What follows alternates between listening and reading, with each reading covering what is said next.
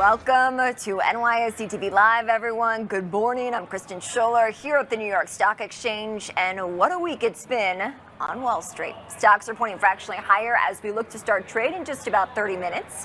And that comes after NYSE listed big bank JP Morgan Chase exceeded earnings expectations. Well, as Chief Executive Jamie Dimon did say that the economy faces, quote, considerable turbulence, end quote.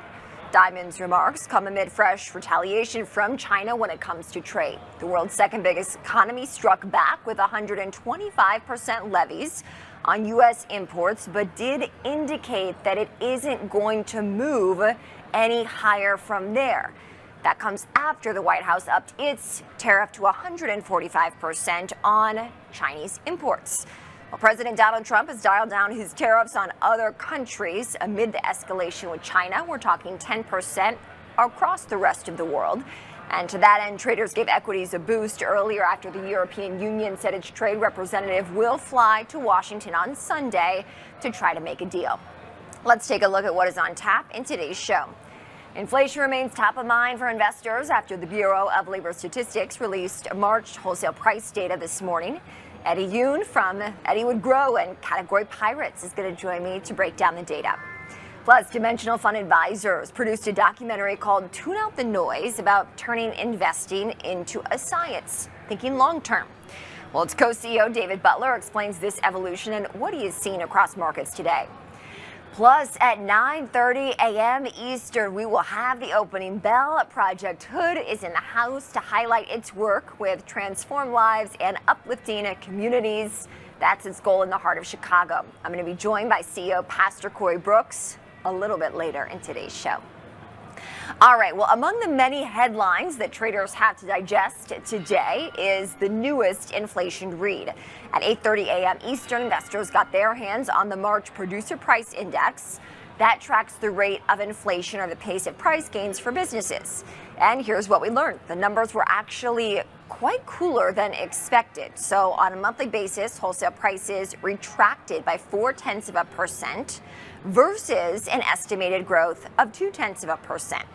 Year over year, prices rose by 2.7%. Economists expected 3.3%. 2.7% is still above the Fed's long-term target. But PPI, as they call it, usually is more of a leading indicator. We see the consumer numbers down a little bit more than this. It's clear here that businesses were buying and stocking up on goods, anticipating that these tariffs might take effect. Well, joining me now with more on the markets from Chicago is Eddie Yoon, founder of Eddie Would Grow and co-founder of Category Pirates. Eddie has more to share, certainly, on this market, the economy, and where we head from here. Eddie, it's great to have you on the show this morning. And what do you make of the market action?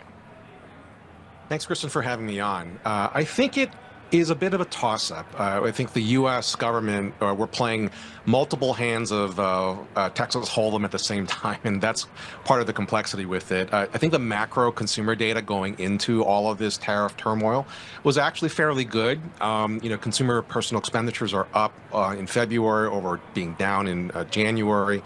Disposable personal income is up higher than it was in January. So those signs are good, but personal savings rates have also increased. So the consumer is probably also taking a step back. Now, what we're kind of looking at is going to be a few months of what I would call dirty data. It's going to be hard to know precisely what's going on. I think the consumer would be positive if there was more certainty, but they're going to pull back. But it's going to look like a bit of a pandemic level pandemonium at some level, because what you are seeing, as you mentioned, we expect consumers to spend more in the near term, stocking up ahead of tariffs and price increases with that.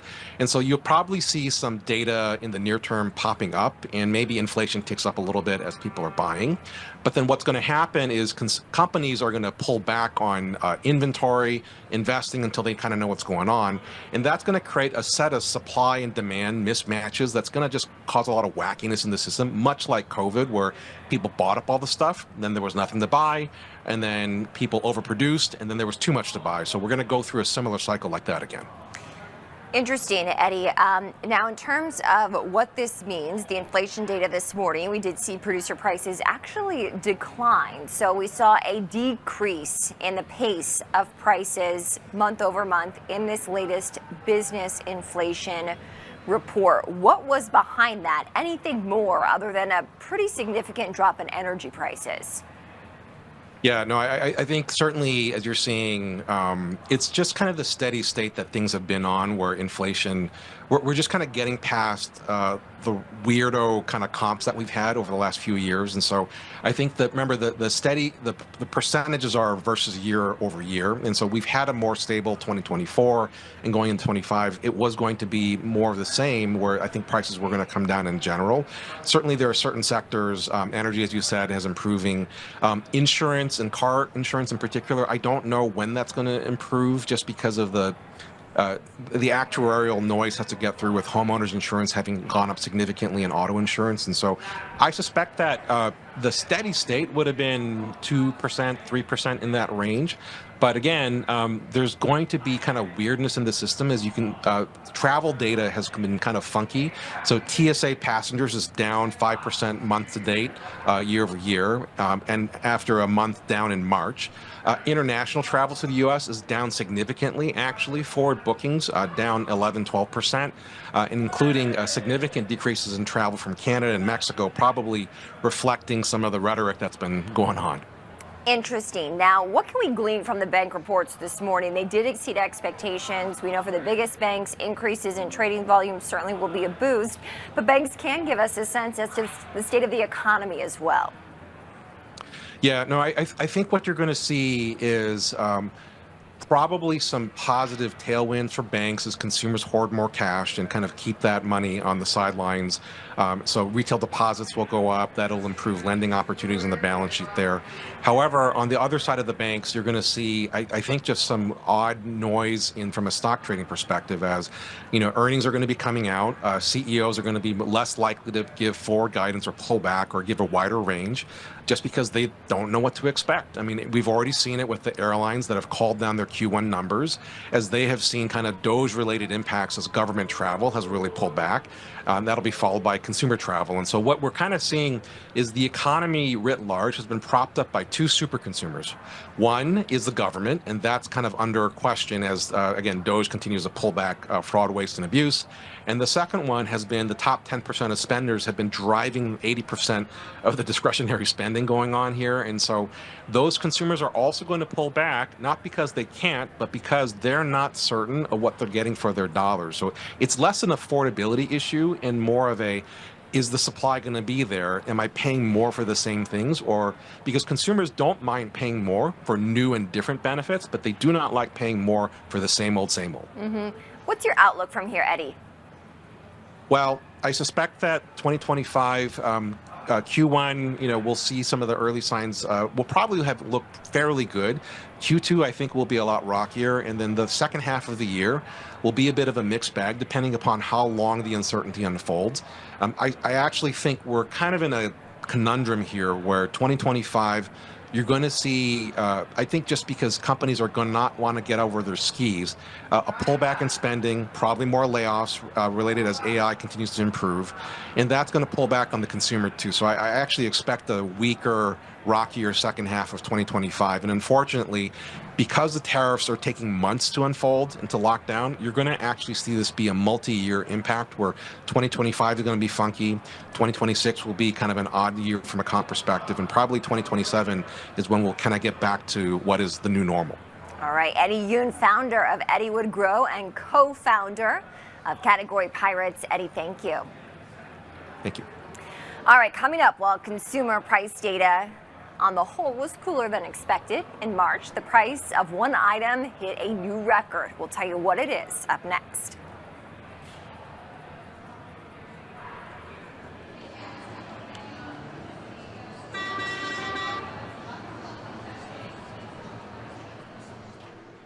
At ICE, we aim to solve some of the biggest problems in markets. Often these issues come down to a lack of transparency because a market doesn't have the right technology, data, or systems. We address this by digitizing analog markets. Digitizing markets brings transparency. At the heart of this is our technology. It's the same technology which underpins our trading venues, that powers the New York Stock Exchange, that drives our fixed income pricing and our mortgage platform. Deep trust in our markets has made us the world's largest exchange for energy trading. Our exchanges price the world's most important commodities, many of which support the shift to lower carbon fuels. In mortgages, we operate across the life of a loan. Through electronification, we're making the home buying process faster and simpler. And through our data, we're bringing new transparency to mortgage securities. We're bringing you powerful, fast technology, access to a depth of market data. We're building liquid markets across asset classes and geographies. And we're listening to our customers every day about what you need.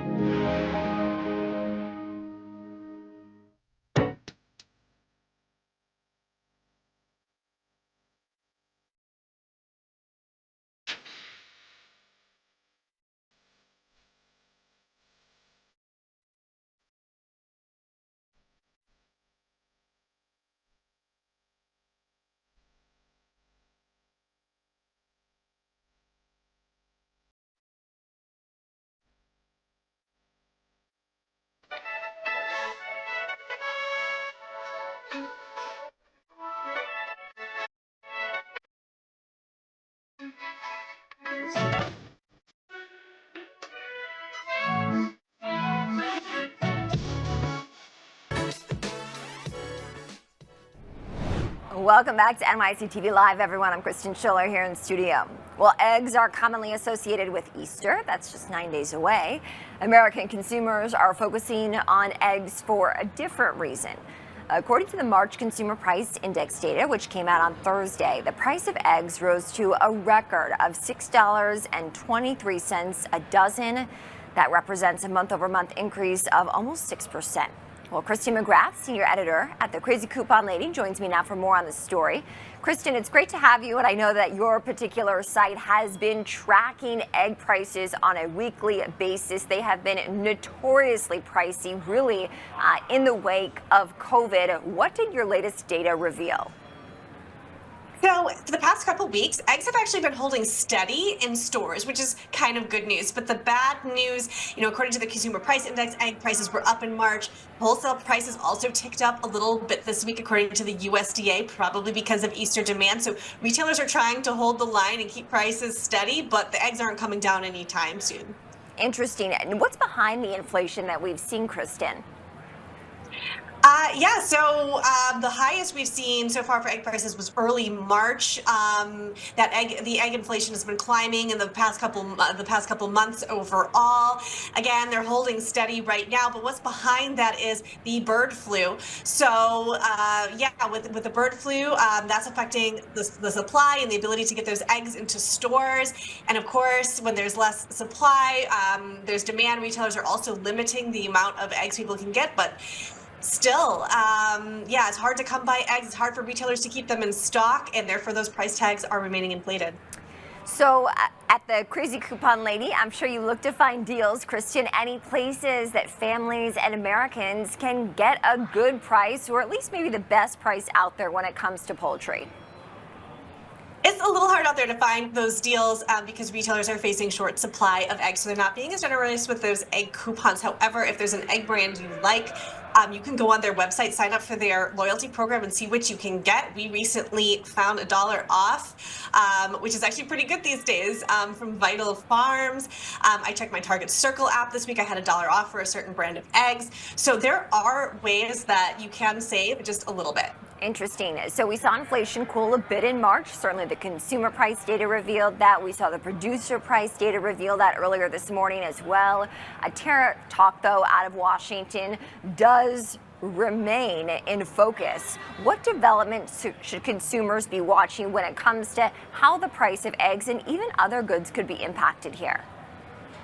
So when it comes to the tariffs, we produce most of our eggs domestically. So, if the bird flu supply issues start to subside, we should see those prices coming down a little bit. But the thing is, with tariffs, the rest of the shopping cart could go up. There's that blanket 10% tariff on imported goods from pretty much everywhere. So that could affect things like your olive oil, your coffee, your chocolate. And then, of course, we get a lot of our consumer goods from China as well, which is facing tariffs over 100%. So a lot of those small home goods that you might also pick up at the grocery store. So, it's possible that the entire basket could go up, even if importers and retailers try to eat some of those costs. Interesting. So holistically, looking at the picture, Kristen, what would you advise to our viewers in terms of how to navigate this environment from a shopping perspective?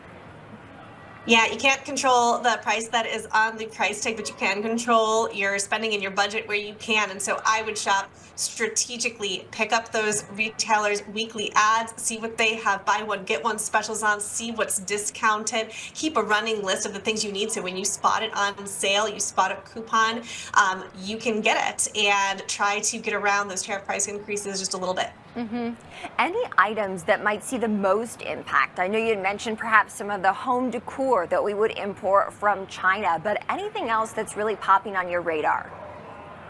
Yeah, so when it comes to China, it's a lot of those imported, very cheap, very affordable little home goods. So that could be anything from things you use in your kitchen to home decor to components of electronics to textiles and clothing. Really, the list is pretty long. I just bought some covers for my gardens at home, and those are manufactured in China and imported. So those could likely go up too. So really, look at the tag, see where the origin of your stuff is coming from, and you might give yourself an idea of the things that might go up in the future. Okay, great advice there, Kristen. And in terms of setting a budget, any good parameters for our viewers to take into consideration? Don't panic buy, especially when it comes to perishable goods. But if it's something that has a longer shelf life, you might consider stocking up right now, especially if something is on sale and you have the room to store it. And that can kind of tariff-proof your pantry just a little bit. Tariff-proof your pantry. I like that one indeed. I know some items might be stickier than others, but we'll continue to follow this story. Any other input, Kristen, before we have to let you go? Right. I would highly recommend joining retailers' loyalty programs. A lot of times they will offer deals that are exclusive to their loyalty members. Those are largely free to join, so you might as well. And then you can see what's on sale. And so if it's something that you're running out of and it makes sense to stock up on, and you think, oh, this might go up because it's imported, you can take advantage and you can get it. Kristen McGrath, Senior Editor for the Crazy Coupon Lady. Kristen, thank you. Thank you. All right, well, stay with us because up next, a new documentary focuses on bringing science to investing. We'll have those details on the other side.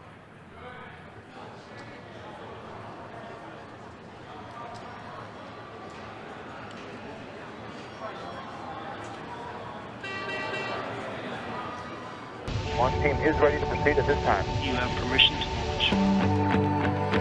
FPU is go. LRD is go. SRO is go. CDR is go. Ignition sequence start. Engines on. 10, 9, 8, 7, 6, 5, 4, 3, 2, 1. Liftoff. We have liftoff.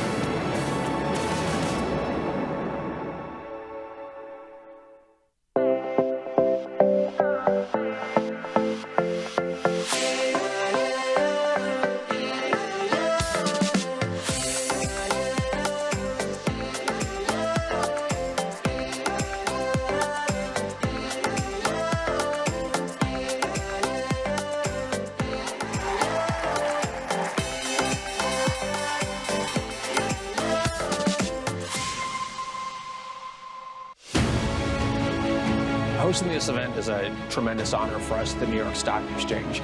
We like to remind people that our nation and our markets grew up side by side. Lynn, thanks to you and the Stock Exchange for permitting us all to gather. It's so good to be back here. But tonight, it's not just another elegant dinner among distinguished peers. It is a turning point in the history of the Medal of Honor.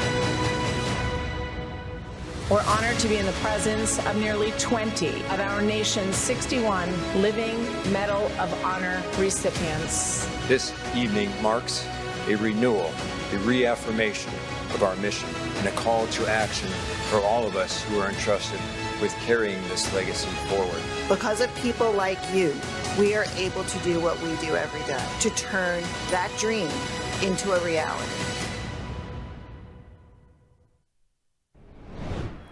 Welcome back to NYC TV Live, everyone. I'm Kristen Scholler. In March, the documentary Tune Out the Noise, which explores how academic and financial leaders challenge traditional methods of investing, made its debut on YouTube. Well, one firm using these new practices is Dimensional Fund Advisors. Co-CEO Dave Butler joined Judy Shaw with more. Let's take a look. It's a big story, and it's one that we think is really important for every investor to know about. When you look at the kind of the evolution, if you will, of investing, the idea of indexing is one that is really kind of built in that story. So we talked to a lot of the academics who were there in the 50s and 60s who looked at data. They got a hold of big computers and they started asking the question about markets and how people invested. And what's happened is we've seen a major shift towards indexing over the last 34 years. Now, Dave, throughout the film, we see how academic ideas are transformed into practical investment solutions. So from your years working directly with clients and advisors, what's been the most powerful way that this evidence-based approach has changed how everyday investors think about their financial futures? Well, I think the biggest change is probably what I'd call the redefinition of investment advice. When you look back to 30, 40 years ago when I started in the business, it was really a high transaction, high commission, a lot of activity, a lot of noise. And that was really what investment advice was about. And what's changed is this kind of recognition that capital markets work really well. Prices reflect information. And you're able to actually invest in a way that's smarter. Smarter in terms of cost, low cost, smarter in terms of diversification, being very diversified, smarter in terms of tax efficiency, being very tax efficient. Those things are really good things for the investor. And so when you look today versus what we had, 40 years ago, the noise has been tuned out to some degree. The activity, the daily activity of trading and reacting to emotions like fear and greed have kind of pushed it to the side, and we've gotten to a more disciplined, efficient approach to investing in capital markets for every investor. Now, you've worked closely with several of the pioneering figures that are featured in the film, including David Booth and Eugene Fama. Can you share a meaningful moment or conversation with one of these individuals that influenced you and your understanding of markets? Sure can. We've had 5 Nobel Prize winners associated with the firm, so that's been really, really cool. When I look back at my career, even before I started, my first interview was with a gentleman named Merton Miller, who was a Nobel Prize winner in finance, and Merton was on our board at the time. And I just happened to be lucky enough as an interviewee to be in the same building with Merton. Merton went to lunch with us and sat me down and mentioned the 3 things that I just said earlier. That there's 3 things in finance that are going to really help you as an investor. First, keep your costs low. Second, diversify completely. And third, be tax efficient. And lastly, markets work. So that was really kind of for me a kind of a bellwether discussion. It was something that I have always thought about in my years at Dimensional and has resonated really well. And I think it's something that every investor, if they could do that, they'd be in a great shape in terms of investing. Now, the film shows how challenging it was to introduce these revolutionary ideas to Wall Street. Even today, we see active management and stock picking remain popular despite decades of evidence. So what do you think will be required to overcome this? Well, I think it's a lucrative business. So that's really kind of how advice was built in the early years. I tell a story about buying Boston Chicken when I was an early investor, and that was really built on this idea that an analyst had an idea for me, gave me the information. I thought that was a great pick, and I didn't diversify. I bought one stock, and I ended up losing about half my wealth at the time. So that was the environment that we were faced with. I think what's changed over time is just, again, more advice, better vision and better education around the capital markets, why there is a equity premium, how small cap stocks or value stocks work, why international stocks are helpful to a portfolio. So all of those things are things that we're learning, and we're hopefully educating and training clients so that they can actually be more disciplined and have a better chance at a great investor experience. The movie is just that. The movie is sort of a compilation of a lot of really, really smart people. Errol Morris has taken those people and interviewed them and hopefully built stories that I think are digestible to the average client. We talk about my mom as being an average client. She's not an investor, she's not a financial person, but she's somebody who would listen to these stories and tune out the noise and recognize that there's a story, a personal story behind it. And hopefully there's a theme and a kind of orientation around capital markets that she picks up along the way as well. All right, and finally, Dave, looking ahead, what do you see as the next frontier for evidence-based investing? And how's Dimensional preparing for these future challenges while staying true to the core principles we see in the documentary? Well, the great thing is the concepts don't change. So all the things I mentioned before, diversification, low cost, those are kind of standard. I think what's happened recently, I'd say, is the kind of the innovation through technology. So technology has made things more efficient. When you think about how the capital markets are delivered to the average investor, when I started, it was individual stocks, then we got into mutual funds, and now ETFs. Today, we're starting to launch separate accounts that are actually very, very low minimum separate accounts because of the efficiency of trading in custodial costs and so forth. So I think the theme there and the buzzword would be customization. The advice business and advice model now is very, very customized. Advisors are able to work with clients on estate planning issues and tax issues and charitable giving and even family dynamics. And they're doing that all with a basis of investment that is, again, low cost, diversified, and tax efficient. So I think there's going to be new wrappers and there's going to be more ways that the average investor is going to be able to access the capital markets. And that's kind of where Dimensional is now. We're working on that. Foundationally, nothing changes. We believe in this approach. We believe in markets. We believe that prices reflect information, so we don't try to guess on markets. But we do think there's actually wrappers and there's different vehicles that are going to help the individual investor invest properly going forward. All right, thanks again for that interview. Well, stay with us because up next we will count you down to the opening bell here on Wall Street.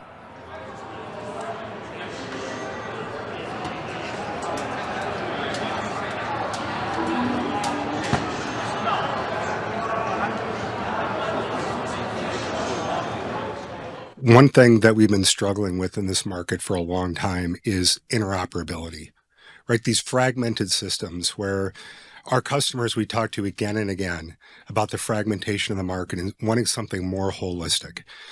We see what ICE is doing in the market, the innovation that you're focused on. We're really focused on innovation at IPC as well.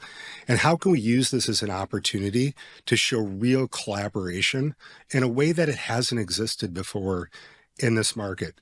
In my previous life, I spent actually 2 decades in fintech. And there was a point in time where competitors, banks, other tech companies had all these disparate point solutions, but they finally got their act together and collaborated and created real, true interoperability in interconnected systems. And ultimately, the customer is the winner. A trader sitting at their desk, using the ICE desktop for the market information that they're accessing, initiating a trade on ICE chat. But for some reason that gets escalated. There's a complexity in the trade. There needs to be a voice interaction. Literally, the trader can click on the chat icon and go directly into voice instantaneously. So when we talk about interoperability, from a user standpoint, they look and feel and operate like the same system. It's not toggling between applications, going on different screens. It really is seamless. And so often I hold up here what we have, and in our consumer lives, it's how we're used to interacting. But when it comes to our work lives, it's clunkier. We've been known as a communication device provider rather than an application platform business or a network business, which is really where we're moving.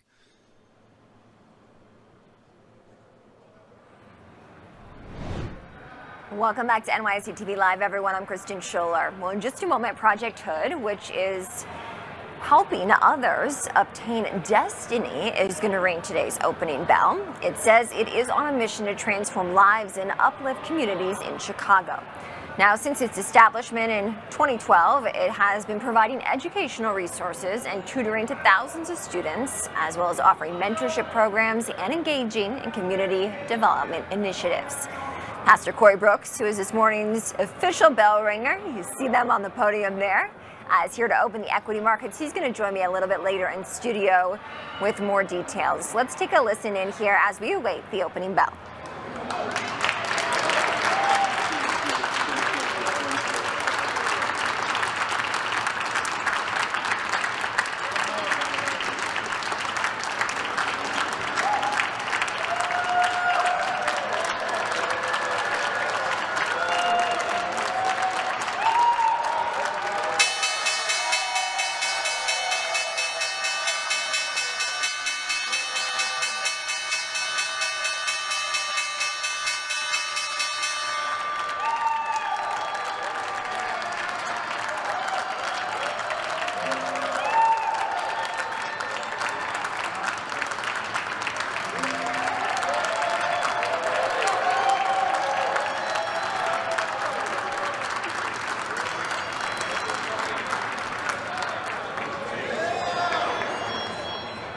All right, we are officially off to the races. The stock market opening for trade. Lots to digest this morning, certainly between bank earnings, escalating trade tensions with China, but the EU reportedly coming to D.C. on Sunday to negotiate. On top of that, some PPI data, inflation data this week, today and yesterday, that did show price gains less than economists had anticipated.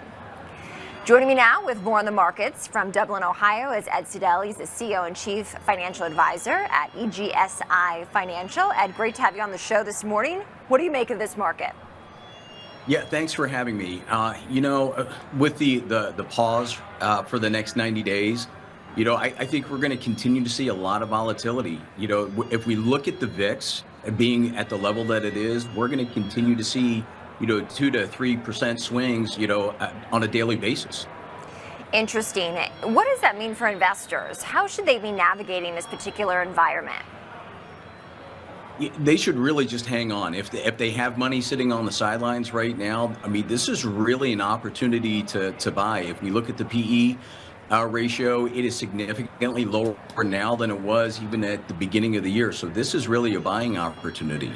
We tell everyone it's almost like investing in a 401k.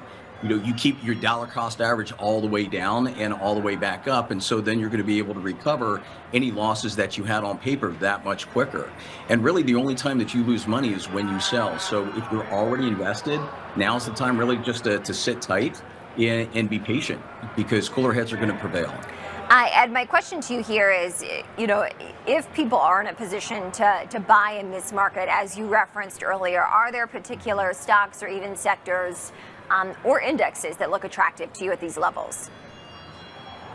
Yeah, absolutely. I believe it or not, even though it's the earnings season for financials, I really like financial. I know that they've been giving a lot of warnings to hedge their bets for recessionary fears, to lower expectations, but I still believe that financials are going to be strong this year, especially if rates continue to lower. Especially when we look at some of the smaller and regional banks. I really like energy and industrials, manufacturing, as that continues to come back. And really, believe it or not, technology. There's a lot of technology out there, especially in the AI sector, that there's so many good deals right now all the way across the board. It really is a buyer's market for the first time in years. Interesting. Ed, a question to you is, what do you make of these bank earnings? Certainly, they exceeded expectations. That might not have been a surprise. Those are backward-looking figures, though, and we did get some commentary on the economy moving forward. We thought that the earnings, they were going to at least meet expectations. We did not. We were actually shocked that they blew it out of the water. JP Morgan Chase, Morgan Stanley, Wells Fargo. And I think we're going to continue to see that going forward. What we're also seeing right now is they are really hedging their bets, expressing recessionary fears, although Goldman Sachs backed off of that. I think a lot of things are really going to be contingent upon these next 90 days. The trade talks, the tariffs, especially the tariff volatility as it relates to China. But we're starting to see a lot more countries come to the table and willing to negotiate. So the market is really looking for any kind of good news. We saw it on Monday when there was a leak, maybe even a trial balloon for 30 seconds, where the market swung, that there was going to be a possible pause for 90 days. The market went from being 14 down to over 800 up. And then within 30 seconds, once they said that was a rumor, then it went back down again. And then once they did put a pause on tariffs, the market went crazy. So really, the consumers, investors, they're really just looking for any type of good news. So these next 90 days are going to be paramount to the market. These next 90 days will be very important. We had heard, of course, from the White House and members of the president's cabinet that 90 days, of course, is the tariff pause for some particular countries. But also the Treasury Secretary had said he thinks some of these deals can be negotiated by June, within 90 days or so. I am curious to get your take, Ed, on the inflation data that we got today and yesterday, because it certainly came in less than expected. And I think if we were maybe not in this environment, that would be a good news, right? Because we had seen that inflation had been so sticky. Is there any correlation to make there between that slowdown in inflation with a potential broader slowdown? It could be. We're seeing really demand slow down all the way across the board for goods, but we're also seeing a slowdown because of energy costs going down and food costs going down. And remember, energy, diesel fuel, that's really what powers the economy. So if we can continue to lower energy prices, that's going to lower inflation and, make living for everyday America that much cheaper. So we really have to look at it at both sides of the coin. My biggest fear going forward really is the tariffs. And then also being able to pass this reconciliation bill. Yeah. I think we need to pass the reconciliation bill and get deregulation going forward. And that's really going to strengthen the economy, even as the cost of goods and services may increase a little bit. Ed Sedale is the CEO and Chief Financial Advisor at EGSI. Ed, thanks so much for joining this morning. Absolutely. Thanks for having me. Okay, everyone, here's a live look of the trading floor. And still to come, Brian Fairbanks, CEO of NYSE-listed decking company Trex, tells Judy Shaw how it is using new technologies to enhance outdoor living ahead of the spring season. Plus, today's bell ringer pastor Corey Brooks is going to join me in studio to discuss some of the latest initiatives that Project H.O.O.D is driving to help bolster Chicago. Later in the show, the founder of Bog Bag, Kim Vaccarella, is going to share why her company's bags and accessories are leading to record sales at the company. Stay with us.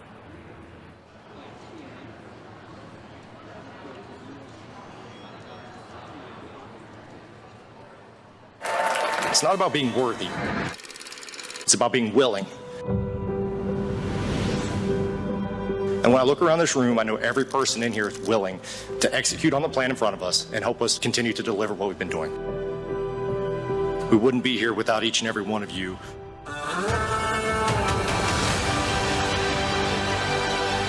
We're about to ring a bell, and that bell is not a finishing bell, that's a starting bell. That's going to start the most exciting race that we've ever done.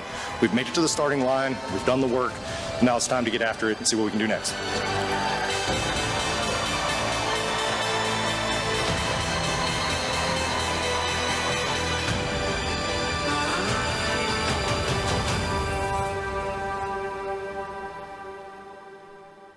This is just the beginning. And we are setting the stage for even greater things to come. This is a historic day for Titan America. It's both an honor and the milestone to stand here at New York Stock Exchange. I'm very proud to be part of this winning team. You made this happen with your passion to grow the business and your commitment to excellence in everything you do. Looking into the future, the Titan America is on to its next chapter of success. We are ready and will be seizing all opportunities. So let's ring the bell with confidence for our success.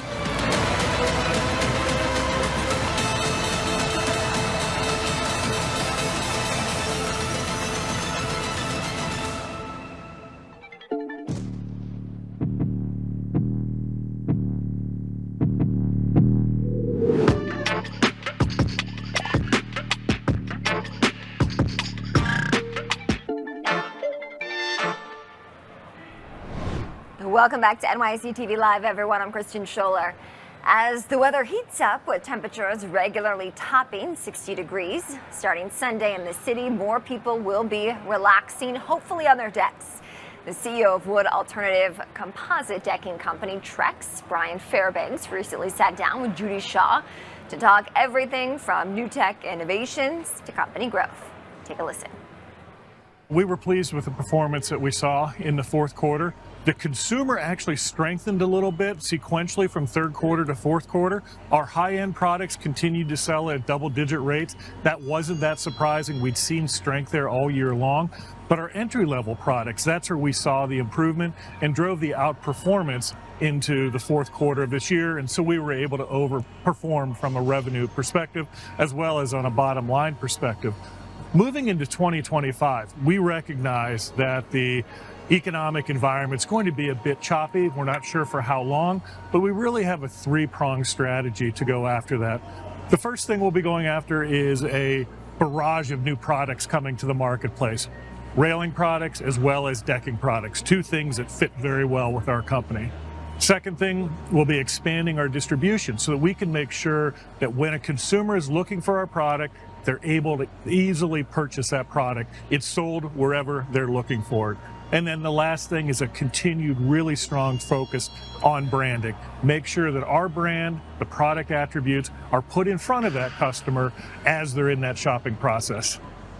Now, Brian, looking ahead to this year, what are some of the key drivers that you see that are pushing your growth? And how does the expansion into the railing market contribute to this outlook? Yeah, going back to my comments about new products, a lot of those new products specifically are in railing. Today, we are the largest manufacturer of alternative railings in the country. And alternatives meaning alternative to wood. We still see the opportunity to be able to double that over the next 5 years. We have a new aluminum railing systems, we have new steel decking railing systems, as well as a mesh rail, cable railing system, and glass rail system. So significant opportunity to make sure that we've got the right systems that our consumers are looking for. When they already make that choice to install Trex decking, we want that railing to go along with it. So you mentioned wood. Wood is actually your #1 competitor. How are you converting the wood market to sustainable composite products? Wood's our #1 competitor, both for decking and for railing. 2019, we launched our enhanced product line, and that was designed specifically to go after that wood buyer. It sells for about 2 times the price of wood, so roughly $2 a linear foot. So for an extra $1,200, $1,400, you can be putting Trex composite decking down. And then the key part of that strategy is also to have a product that's a little bit more expensive, but gives a higher level of aesthetics and performance and provide that upsell to the consumer. It's been extremely effective for us. Since we've launched that, we've seen the share of composites go from, back then it was probably around 18%, and today in 2025 it's around 26%. So it's been an effective strategy. Now, Trex decking uses 95% plus recycled materials. How does sustainability drive your material sourcing? We're really proud that we can manufacture an extremely sustainable product. We've been doing this since the inception of the company, almost 35 years now of buying this stretch film that's available to us, mostly polyethylene throughout the US, a little bit up even into Canada, and turn that into our deck board. We were doing it well before it was cool to make sustainable products that are out there. The reason we do it is we can make a great product. There's plentiful supplies for it. We can do it very profitably. And even better now, the fact that we can keep these materials out of a landfill, and that's important from a societal perspective. And finally, with a record number of new products in 2024, including sun comfortable tech, how does innovation drive your strategy in outdoor living? We've got a great R&D team, and it's extremely important. You may think it's decking, railing. How difficult is it? It is very difficult. And you mentioned sun comfortable technology.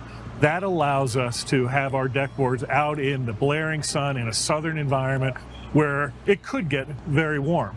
That technology allows us to keep the temperature of that deck board down. That's something that our customers have specifically asked for, a concern that they've had with high temperatures. You see it on asphalt, you see it on cement, you see it on sand.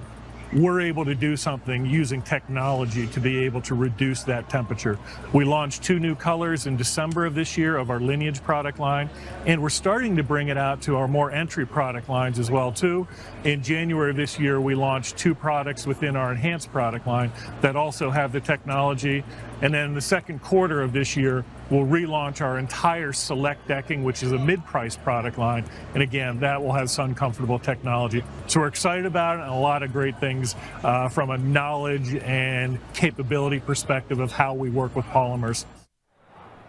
All right. Well, thank you, everyone, for tuning into that interview. Earlier this hour, Project H.O.O.D, an organization looking to bolster Chicago neighborhoods, rang the opening bell. We saw them on the podium.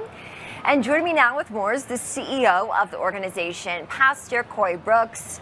Pastor, thank you so much for joining. Thank you. I'm glad to be here. I appreciate it so very much. Welcome to NYC yes. from the Windy City. From the Windy City. We're happy to have you. Thank you. I'm glad to be here. Really excited. We're excited too. What more can you tell us about Project H.O.O.D? So Project H.O.O.D, H-O-O-D, stands for Helping Others Obtain Destiny. It's a non-for-profit organization on the south side of Chicago.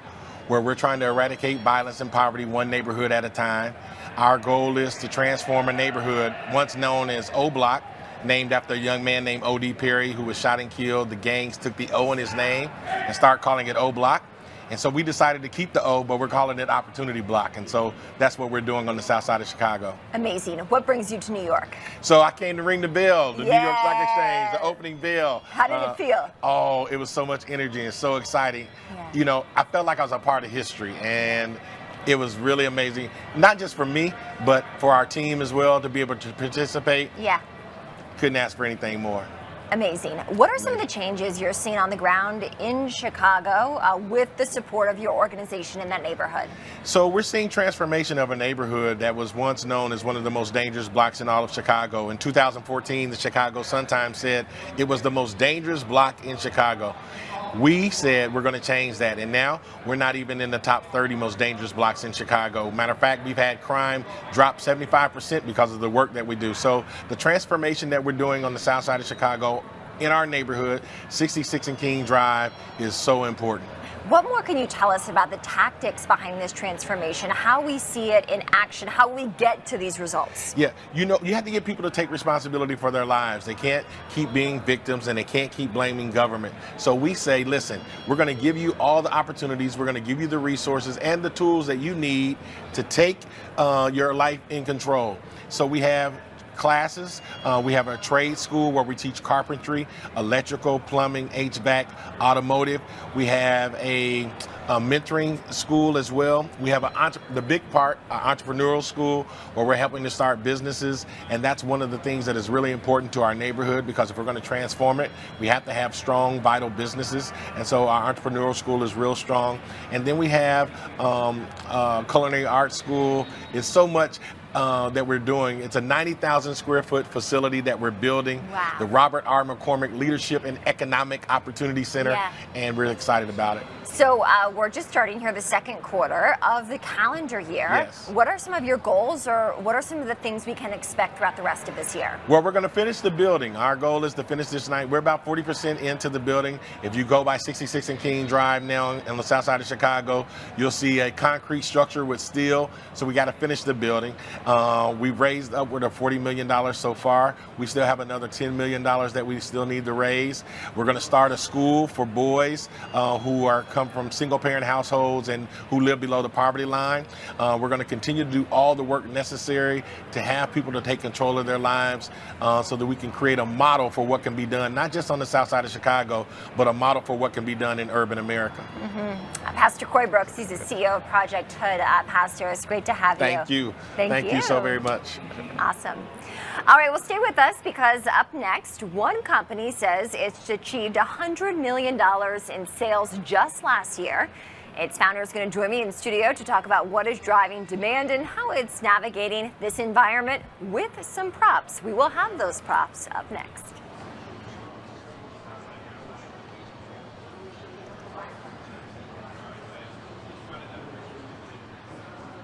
So you're here today celebrating Ireland Day, ringing the opening bell. It's always wonderful to have you here. Well, Judy, it's an enormous honor to open the market. It's a very important partnership platform for us with the New York Stock Exchange, as you know. And we're incredibly happy to be back here again with some very interesting business and political leaders. So, Ian, you're president of Ireland Inc. Ireland Inc. has been in existence for over 10 years now. So tell me, how did it start and how has it evolved? Ireland Inc. started at a very volatile time economically for the world. And the idea behind it was that we would bring together business and political leaders who had shared challenges at the time to create a platform of dialogue and engagement and transaction. And today, from an Irish perspective, here we are in the United States. We're the 6th largest business investor in the United States, employing hundreds of thousands of Americans directly and indirectly. Now, today you've got a group of U.S. and Irish business leaders that are joining you, along with representation from both governments. So what are some of your main takeaways from your discussion? Again, Judy, we are geopolitically in interesting times. So today is a really, really valuable platform to bring political and business leaders together. There are challenges and to growth. We have to mention things like tariffs and so forth. So the opportunity today is to get ahead of those discussions. Like with any crisis, you have the discussion about the crisis before the crisis. And today we brought together business and political leaders from the United States and Ireland. And we've had some very, very valuable dialogue, engagement and outputs. Now, lastly, there is a more magnified focus on economic relations in a global context. Given your role with Ireland Inc., what do you think is unique about the U.S.-Ireland economic relationship? Well, I think there are a couple of things. I think our track record, we have a...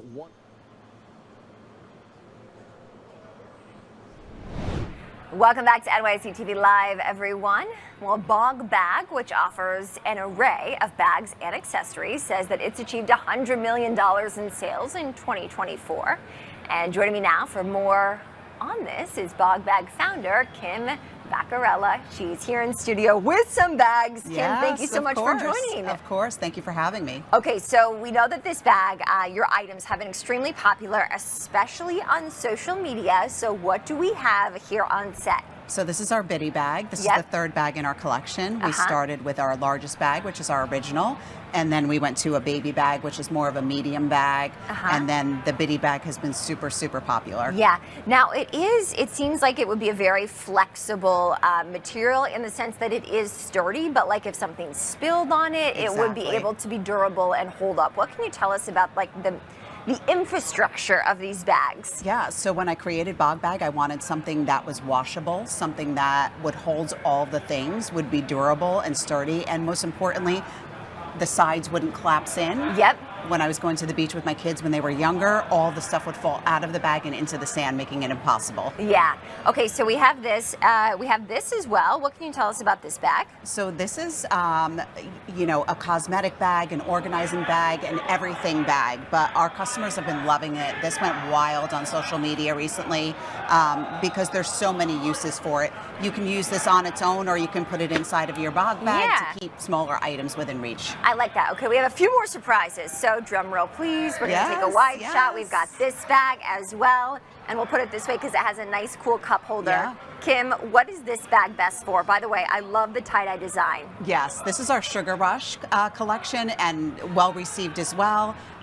This is our Bevy cup holder, so this will hold all of your drinks. How clever is that? A cup of coffee, a water bottle, whatever it is. And this is our baby Bog Bag. Yes. So what we're seeing is in our large Bog Bag, which I'll just give you a quick, because Now it's that's very big and cool. takes up the whole screen. Yeah. But this is our original Bog Bag. This is going to carry everything for the day. The baby Bog Bag, people are using it for work, for school. Teachers and nurses love this size. Because they can put it in. I use this size because I put my laptop in it and I don't have to worry about when I put it down on the ground that it's going to fall over. Okay, let's take a look at that big one because there are some accessories that I think are pretty cool. Maybe you can even pull off the topper here. Yeah. So this is our Bog Topper. This is so fun. I couldn't wait for this to come out. It sits right on top of your original Bog Bag. It has 4 cup holders and then a little charcuterie area in case you want to get fancy on the beach. Now that's nice. Yes. And then flip that around because on the other side there's this Of course, thing we need too. a cell phone holder. Oh, a cell phone holder. This is called Call Your Bog. Yep. And it's a cell phone holder that fits any size cell phone, and it just keeps it in reach. Amazing, and they can stack and stack and stack, and it looks like that one right there would fit a beach towel perfectly. Oh, many beach towels. Okay. Yeah. I gotta ask you, these are so cool. Are you exclusively manufacturing in the U.S.? No, unfortunately, we're currently manufacturing in China.